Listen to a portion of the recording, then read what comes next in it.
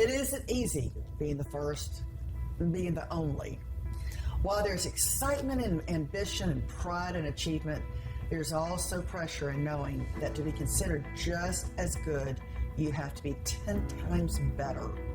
There's the worry that when you set the bar so high to seem just as good, you make it harder for others to follow.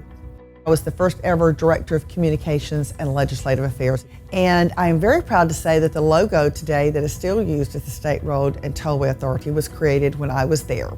There have been many times since I do work in a white male-dominated field that I have been the only woman in the room. I was the first woman at the Atlanta Regional Commission to actually write the first human services transportation plan for the Atlanta urbanized area. I was the first woman government relations director for HNTB.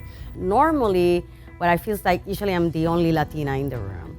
And I'm very conscious about it because I feel like I'm representing that specific group, not only as a woman, but also on that racial side. As we make the commitment to take the time to step up, to mentor, support, and listen, we ensure representation and a future that looks like ourselves.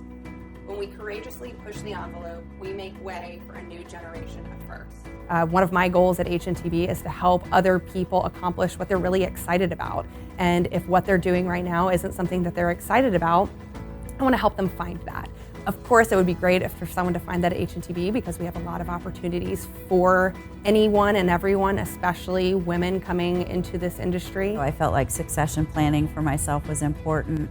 And so I did identify a couple of team members that I thought would make a good general manager. One woman specifically, and she is the general manager now.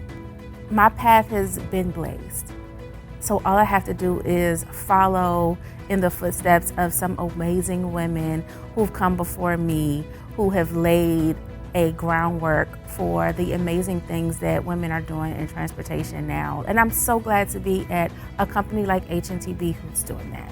By uncovering our first and only moment legacies, it helps us learn and create a vision for inclusivity in present day and in the time to come. The fact that we're still talking about first is a little unnerving for me, perhaps because I find myself being the first and only in a lot of different rooms.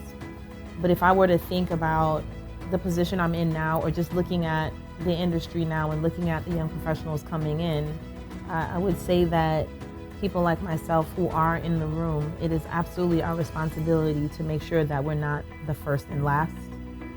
It is absolutely our responsibility to make sure we don't remain the only. I was the first. I was the only. But together, we won't be the last.